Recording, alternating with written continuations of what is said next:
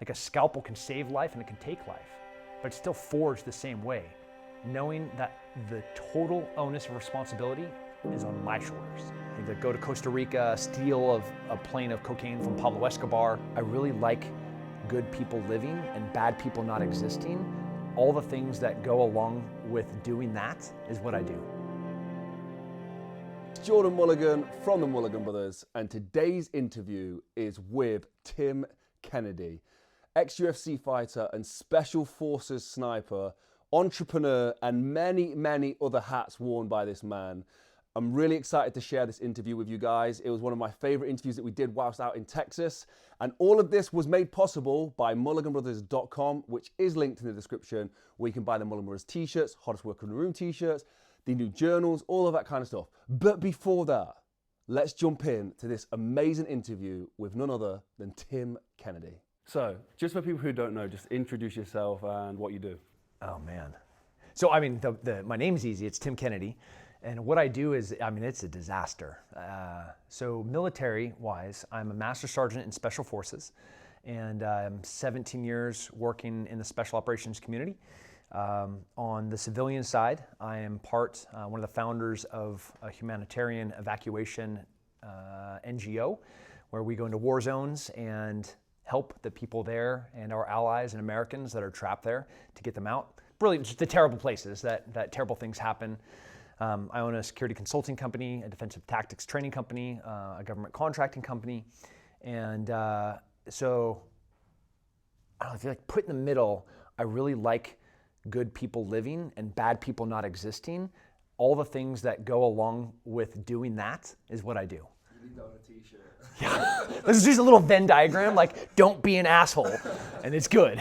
So straight in at like the early days of your life. So this again helps with being able to tell the story. Like, where did you grow up? For someone like us, like Brits, how would you describe that place growing up? So I grew up in Central California, and when you hear California, you're like, oh, it was a surfer. Were you like in Hollywood? No, I grew up in the central part, which is 4 hours from San Francisco and 4 hours from Los Angeles, and it's all wine, and it's all agriculture, and it's all cows, and all I grew up doing was fixing fence and fighting with people on the farms. That was my life. Yes, we could go to the beach when we weren't working, but the back was burnt from being in the sun. You had all these little cuts from hay. You know, your hands were always calloused and trashed from fixing fences, and you had to speak crappy Spanglish because everybody that you worked with was Mexican. And that's how I grew up. I grew up in extraordinary circumstances just because of what my dad did and what my uncles did, and pretty kind of remarkable, weird, it's very atypical to a normal human, I guess. I don't know. Well, I've heard on other videos and interviews that you've done, you talk about your father. So I don't know if that was an inspiration to where you are now, or it was just like gave you some sort of pathway to where you are now. So my dad was a narcotics officer and undercover his whole entire career. And this was like peak war on drugs. You know, as we've grown up in this generation, we like know the war on terror and we know what that looked like. Well, there was an era where the war on drugs was really the emphasis of everything nationally. So, you know, like we're in Colombia and we're obviously at the border and we're trying to interdict planefuls of cocaine. That was my dad. He'd go to Costa Rica, steal a plane of cocaine from Pablo Escobar. He'd fly that plane to the United States. And then he would sell all of that cocaine to all of the distributors. And then when those distributors would go out to sell those things, then in one big movement, he'd arrest all of them. And he'd go and he'd set up cameras in meth camps. And he'd figure out how they cooked meth and all the different ingredients. And then he'd set up his own meth lab to cook meth and then figure out what other ingredients he could use, so then they could restrict what kind of ingredients you could purchase to make meth. Like, that was my dad. You know, or the red phone in the closet, having his 8-year-old son sneak into parking garages to steal things out of glove boxes because he didn't have a warrant yet, and he needed to know what drug dealer owned this car. And it's like, was it an inspiration to who I am? Yeah, but it wasn't just me. So my brother's an FBI bomb tech. He's an investigator, detective sergeant. You know, my other brother works for the Department of Energy, protecting nuclear material on the armed security side. My other brother is a Green Beret, and that was government contractor going overseas as kind of a mercenary. So like this is just how we grew up, and it became very normal to be in very not normal circumstances. I feel quite sad because I feel like after listening to just on your dad himself, there's an hour there easily. Like that sounds nuts. So he basically had to pose as these people and do the whole process of these people to get these guys shut down and get them arrested. Yeah, so which is funny because my mom is like this beautiful, fierce, like classical, liberal, literature-loving, arts pianist, Old Testament loving author, counselor, marriage counselor, and like the contrast of those two. But she's also like a fierce person. Like she is just this powerful force. And like people know my dad and all the things that he did, and I was like, no, you're missing the woman that is like the scariest of the whole entire formula, which is my mom.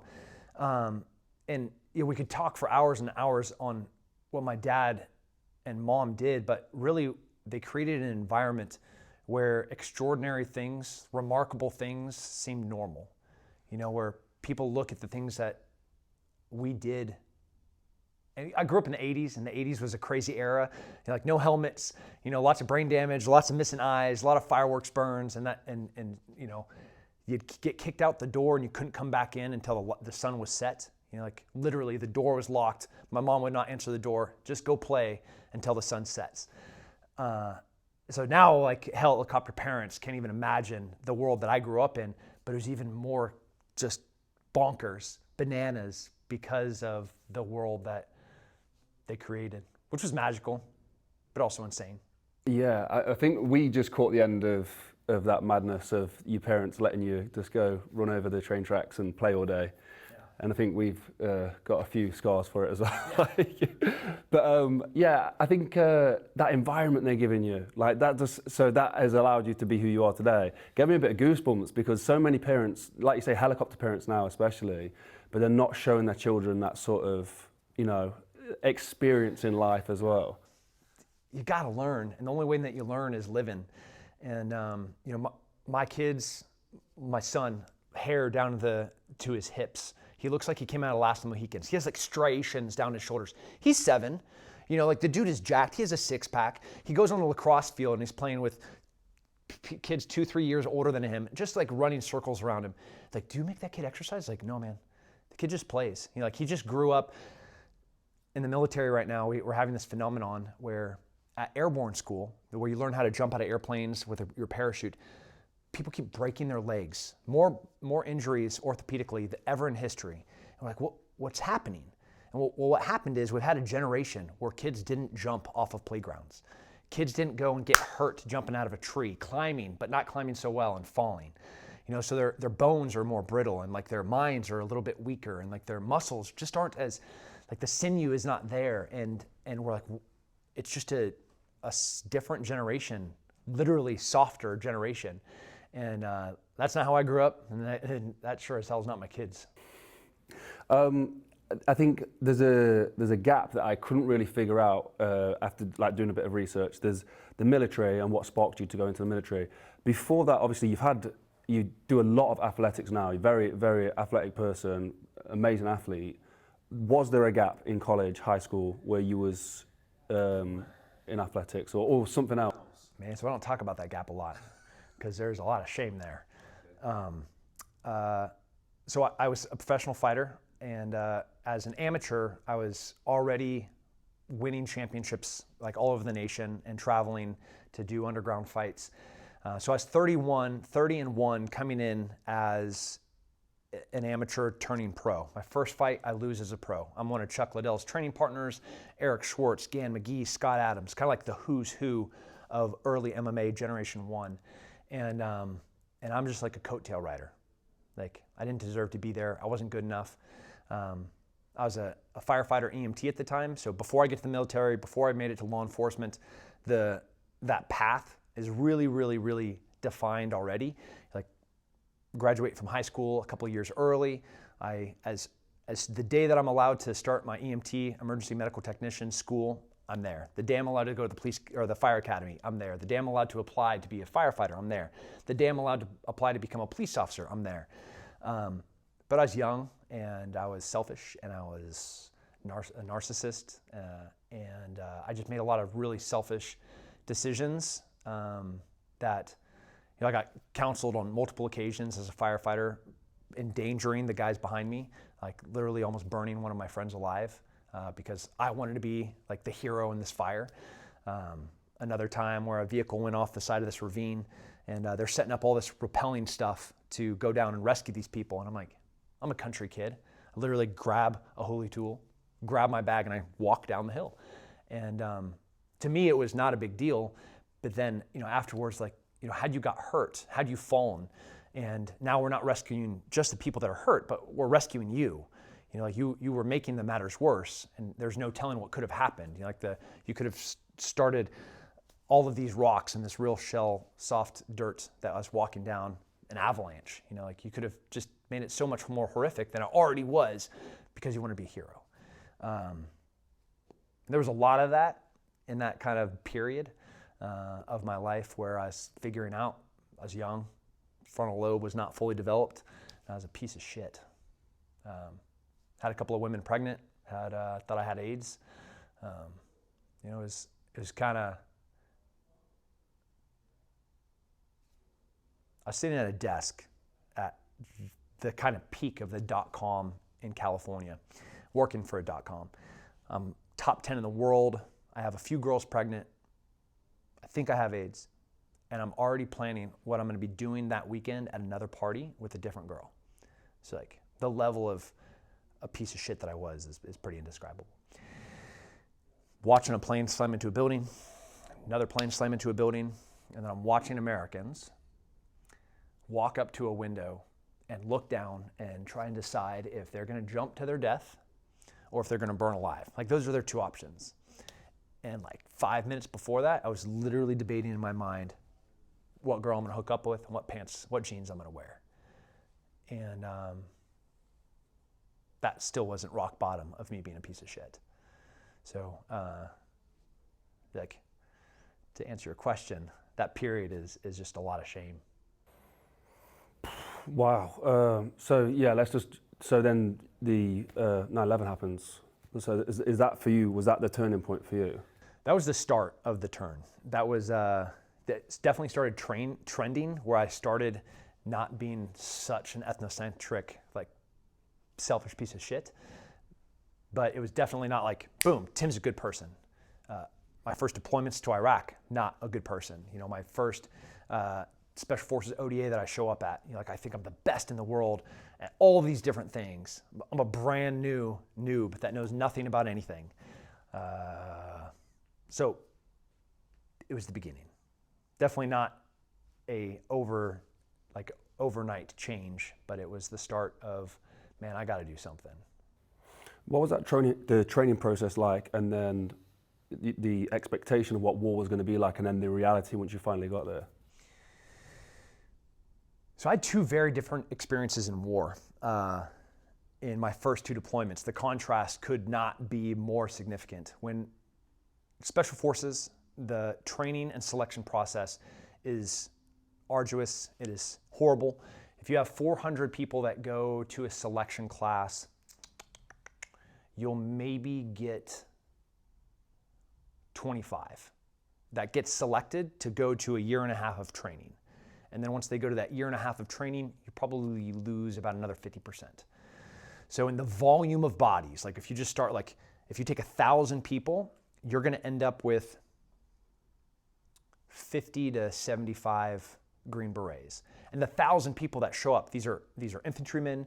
These are like they're triple volunteers. Like they volunteer to be in the military, they volunteered to go into combat arms, and they volunteer to go to selection. So these are like the who's who in the military of people that want to become a Green Beret. And even of that population, you end up with just this tiny little group. So after the year and a half, the Q course is broken up into phases. So once you're selected at the Special Forces selection course, you then go to the Q course, which is the qualifying course. It's a year to a year and a half of learning how to shoot, move, communicate, and medicate, and then how to be a teammate and a member and understanding unconventional warfare, guerrilla warfare, and how to train the people that we go overseas to train with. When I made it to the Special Forces ODA, I got fortunate to go to a special unit within Special Operations. And that first deployment was to Iraq, and we were part of a task force that was hunting Zarqawi, who was the #1 bad guy in Iraq and the #2 bad guy on the planet behind bin Laden. And the men and women that we were with, they are absolute hammers. I mean, these are like the best and brightest on the planet. And then there's this hairy-handed troll, me, that did not deserve to be there in any way, shape, or form. You know, we had 200 and something combat operations in this deployment as we're hunting this guy, Zarqawi, and none of us got hurt. I mean, it was just like overwhelming power of expertise and professionalism. And when you look at special missions units like, you know, the SEAL Team 6 and Delta Force, when all of those efforts are pointed at a singular entity, like that focus, all the modalities that they've perfected, like all of that energy is like acute to this tiny little point. Is nothing can stop it, and that's what I was part of the first deployment. It's pretty rad to be part of that. Then the next deployment, it's me and my sniper partner going to Afghanistan to be part of we were USASOC snipers, U.S. Special Operations Command snipers. And we weren't there with a team. We were just 2 snipers that were going to go support all of our coalition partners. So we have the Czech, the French, the British, all of their special operations, the SAS or the Canadian Special Forces. Each of those units, as they would go out, we would be this like uplift, like a bolt-on extra thing. So if 30 Canadian Special Forces guys were going to go out to do this operation, they would get 2 American Special Forces snipers to support that operation. One, snipers are not just shooters, they're an extra set of eyes for the commander. So we would be relaying back to American command, like what was happening on the ground. So sometimes there were accent problems or like just language differences. Even though everybody's speaking English, like words can mean different things, and words really matter in war. My partner, when he got on the ground, he found out that his wife had been waiting for him to leave, and she had drained their bank account and was selling all their stuff. So when he got there, his life is kind of a wreck. So they pull him off, and I end up by myself. So I start doing all these missions with all these different coalition partners as a lone American.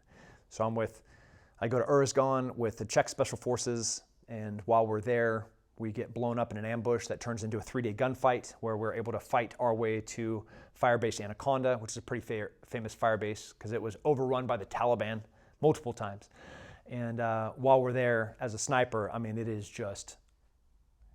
war, and war is the worst things that humans can do to other humans. And like there's a moment where I'm like covered in my own shit because we got blown up and I got overpressure. It's like brain injury. We're at altitude because we're going through these big, huge mountains where we're ambushed. Hadn't slept in a couple of days. I no longer have any bullets, and I'm on my belly trying to figure out what dead body I can crawl to find bullets. Like it was that kind of bad time. So very different experiences in war.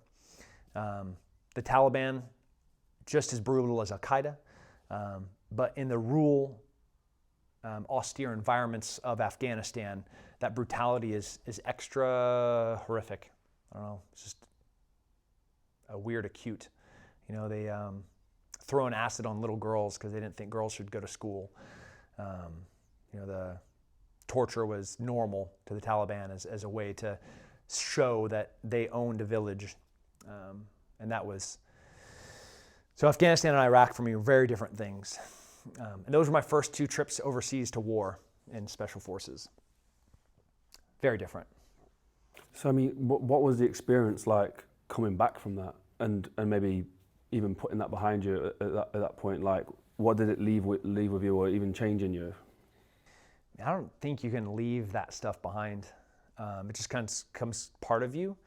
You know, every human is a collection of their experiences, right? Their perspective and their biases and their opinions. Those are all shaped by the things that they've done in their life and those experiences. And one of the many reasons why I love the military and love the veteran community is because their experiences are unique. You know, we're talking about less than 1% of society serves in the military, and way less than that in combat arms.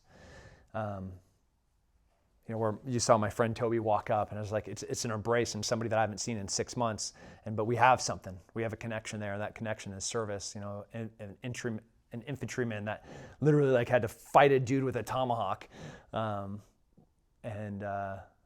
so we could not see each other for 10 years, and I'll still like hug him like my best friend in the world.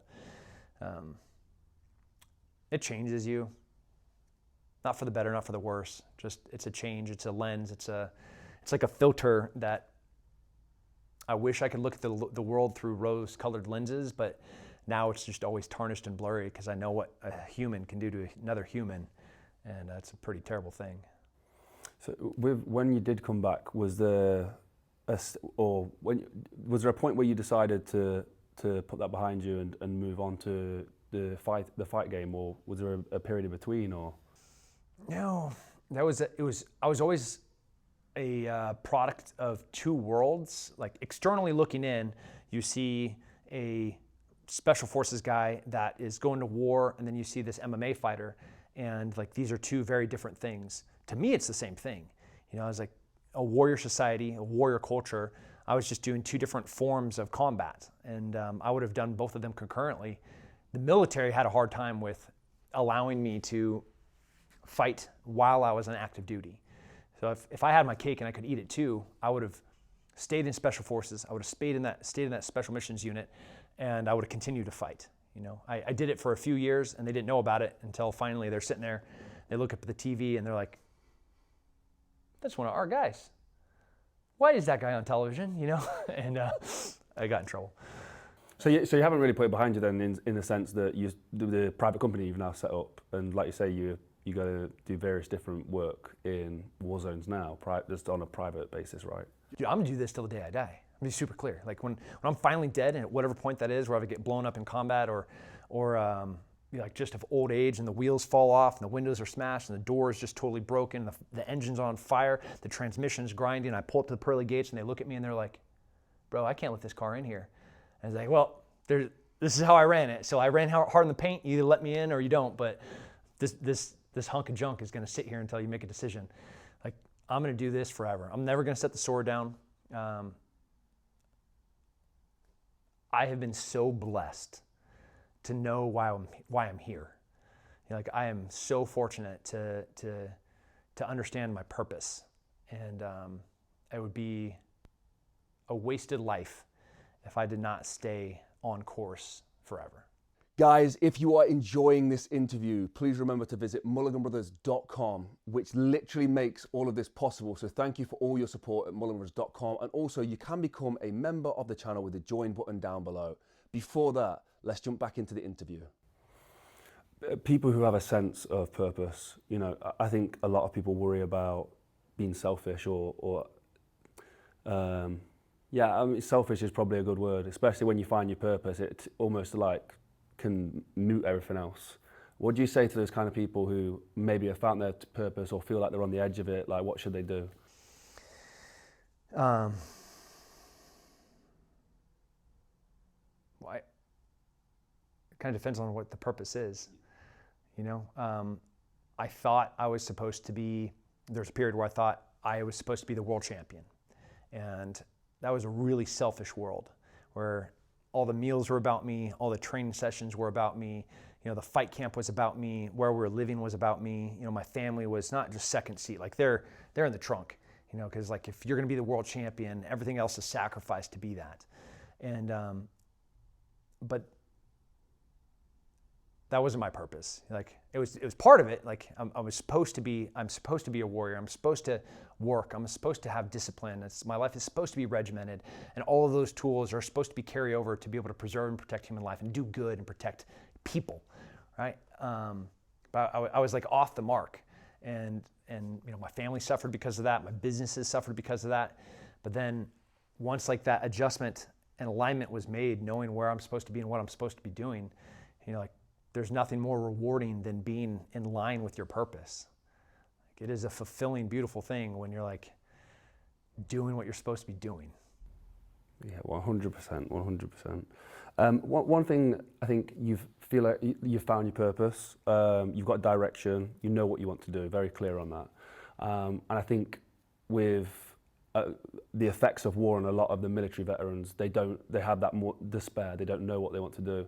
But I've heard you speak about the skills you now have because you've been in the military, and I'm guessing the skills that they have.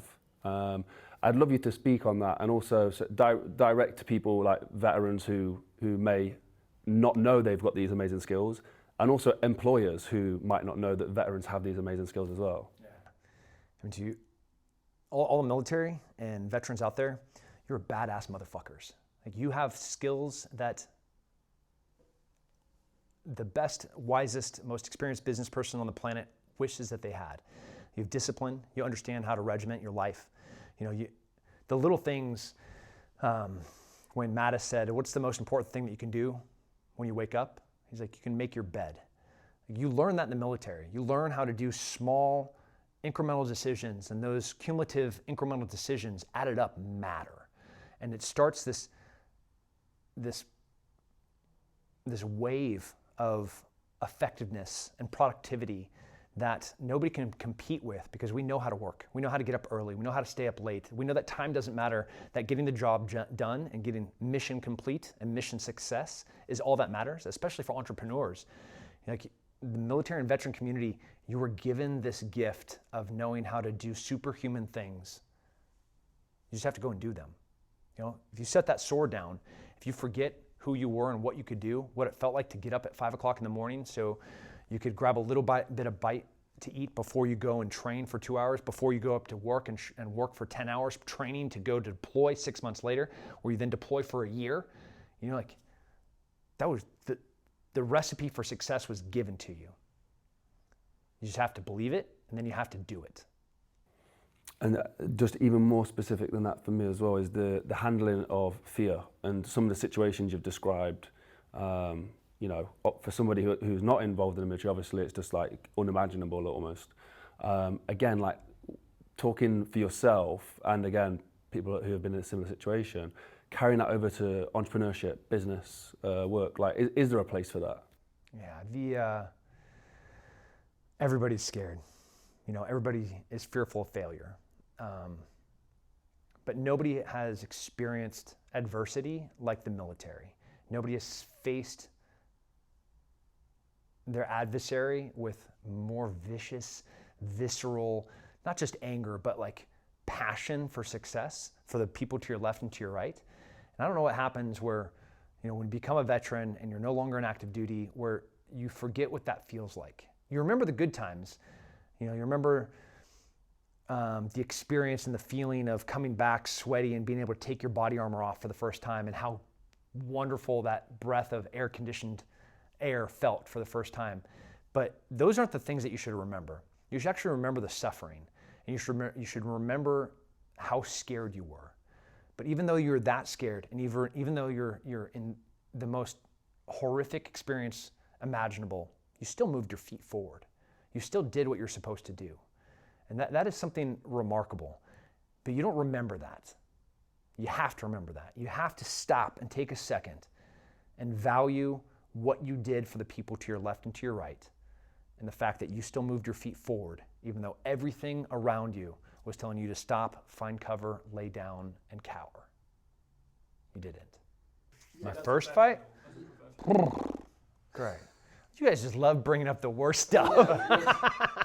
Can we talk about like the big fights that I won? No, cool. My worst. Talk about one of them. No.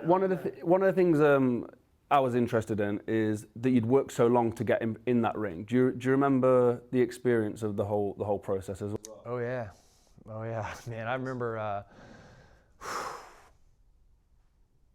So I mean, the weekend before, I just won this big, huge invitation-only tournament where, and then the week before that, I won this big amateur pancrase tournament. So like, I am this amateur that is winning all of these huge invitation-only type events. And the guy I fight in my last amateur fight, Scott Smith, is the guy I fight in my first pro fight, my pro debut. And I got to kind of paint this picture of what it was like. I'm at an Indian reservation. This was before Athletic Commission sanctioned fights, and it was all like proper.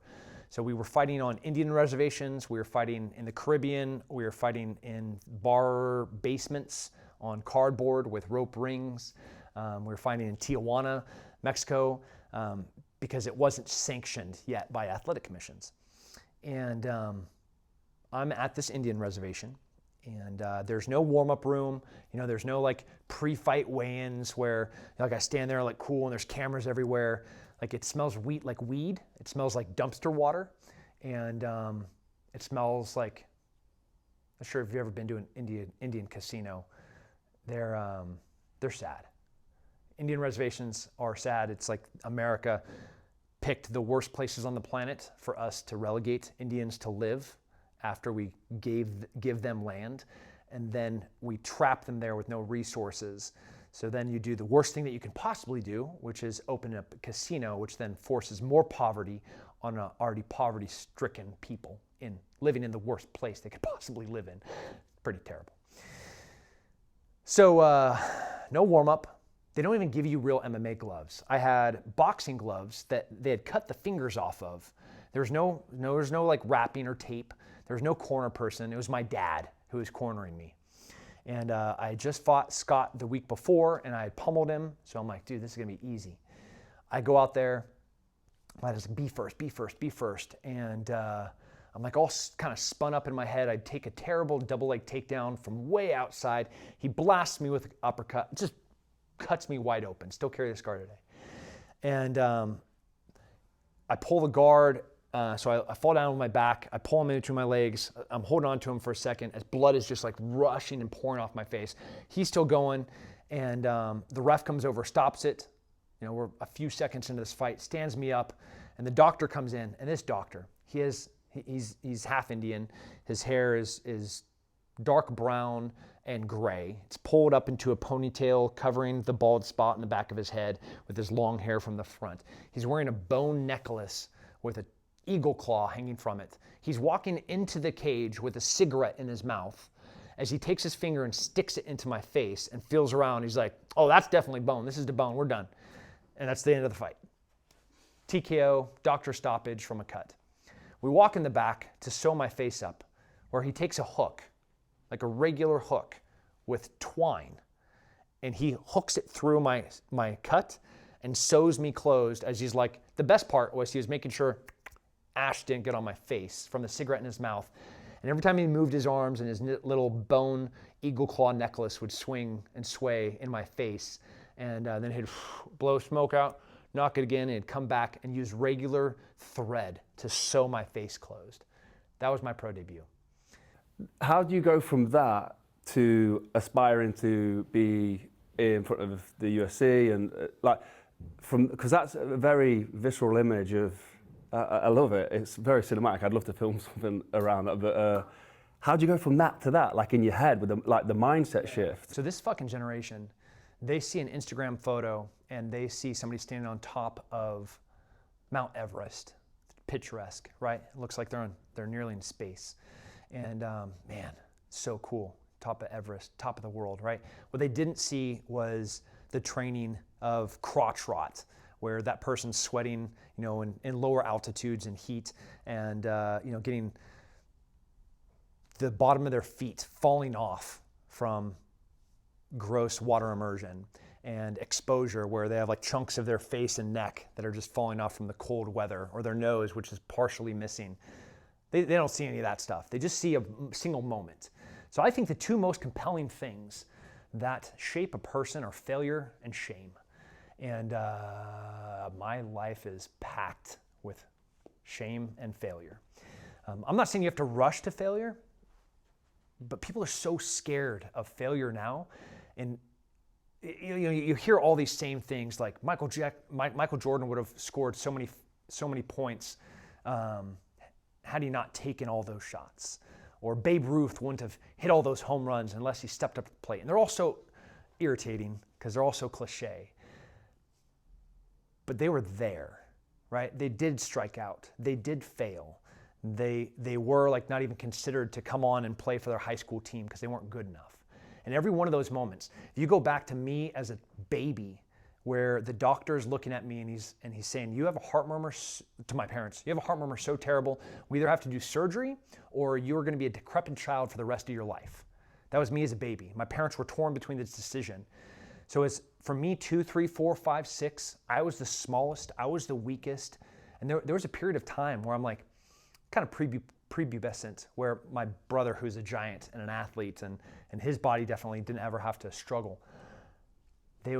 The game was, can we get Tim in the pool? That was the game. He and his friends would pick me up and try to carry me and throw me in the pool. And they were able to do this for like a year. And then it was a fight, and they'd end up kind of bloody. And then the next year, it was 2 or 3 of them ended up in the pool. And then by the time I'm 12, they're missing fingers, there's chunks of their cheek that's off, I am dry, and half of them are in the water. Right? But like, would I have ever gotten there had I not been humiliated, had I not been shamed, had I not struggled, and had I not failed, had I not been in the drink? Even go back to a kid again where I'd crawl over and I'd jump in the pool. My first memory ever that I can remember is being in the water, looking up at my dad, who's standing over me as he's letting me stay in the drink to drown. I find out later that was like the 5th time that I crawled over and jumped into the pool. And he grabbed me, pulled me out, crawled over, jumped again. And he's like, I'm just gonna leave him there for a little bit. So he left me there. And the only way I learned to not drown was by my dad leaving me in there for a few more seconds. He's not gonna let me drown. He's not gonna let me get hurt. But the only way that me, who I am as a person, would learn was through failure and through suffering. It is so important. And now in 2022, where everybody wants comfortable and everyone, we're complacent. Hard men make good times make weak men make hard times. Like we're living that. We're like, man, I want hard men again. I want people that are fierce, passionate people. And because I know what success looks like and how you get it and how it's garnered is through suffering and failure and shame. Can I give me goosebumps for that story, man? Wow. Yeah. It's true. It is true though. Like, and I think a mass of this generation are never gonna go through. But some are. Some are. Some are. Yeah. Them right now. Some of them out there putting them through themselves. I know a lot of the guys who watch these videos, like they are trying to make sure that they're facing some form of adversity. So this brings me on to, why do you still fight? Why? So we're down at the training today, and it looks brutal. Like, why are you still doing that now? Like, what does it do for you?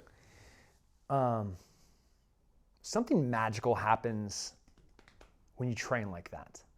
When you go and compete, and I'm still competing, I'm recovering from 2 pretty bad injuries. I got run over by Humvee, a motorcycle, and I was trying to throw a guy, so I had knee surgery. When you go and compete, the winner gets his hand raised, and the loser stands there like this. There's no one on the mat. There's the ref that is showing who won. Next to him is the winner. And then there's you, the loser. There's no one to pass blame on to. There's no one's like, my coaches didn't do this, like my strength trainer didn't do it. It is you. You are the sole person that dictated success or failure. You're the only person that gave you a win or a loss. And it's this powerful experience to be standing there and knowing that the total onus of responsibility is on my shoulders. And you take that and you apply it to everything in life, whether it's being a good father, whether it's being a good employee, whether it's being a good entrepreneur and employer, that sole little tiny picture, it is all on you.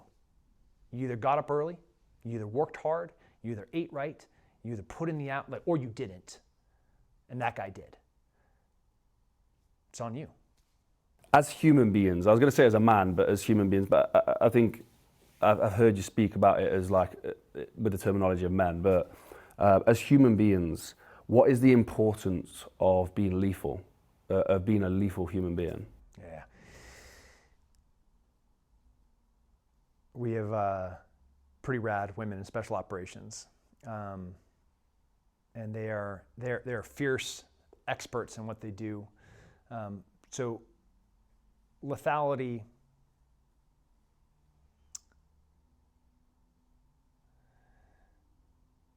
I hate useless people. And there's a lot of them out there, right? There's a guy just a couple hours north of here. His name is Jack Wilson. Jack Wilson was standing in church when somebody walked in with a shotgun and he wanted to kill the pastor and shoot everybody in the congregation. Jack Wilson is not useless. Jack Wilson was trained, he's experienced, firearms instructor, and he walks in through the back of the church. Bad guy shoots one person in the congregation and he's walking straight to the pastor to murder him in front of everyone. And Jack Wilson saves everyone there in 1 second. Jack's not useless. He was trained. He was lethal. I don't want like a good man, a good person, a good human, a protector, a provider. They're capable of things. A useless person that can provide nothing, that can protect no one, that's not a good person. That is just like a bag of blood that is standing there sucking up the oxygen and the little bit that in the ever-warming world that we're living in, just wasting time. Like a good person is something that can do something, that can be violent, but knows when not to be. Right? Like I can walk up to my 2-year-old daughter and she's never known any kind of love besides the love that a father can give her, right? Every touch is gentle. Every touch and word is supportive. You know, it is absolute grace and kindness to this little tiny fragile human, right? But like we know who I am. You know, I'll tear somebody's arms off and I'll shove them where the sun doesn't shine if they get near that little girl.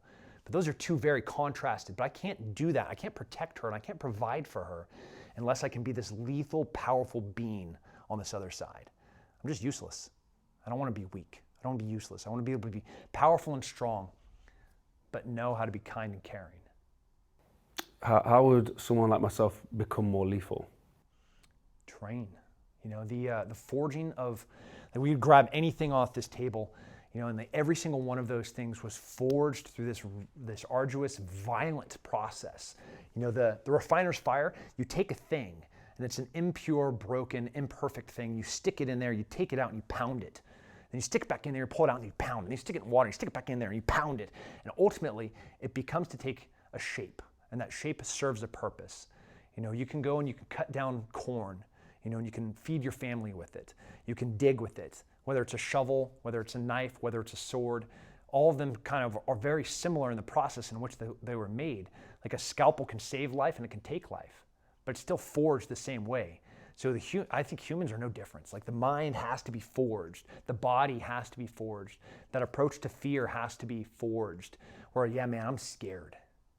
Like, I'm scared to death. But I'm still going to put my foot forward and try and be able to do something.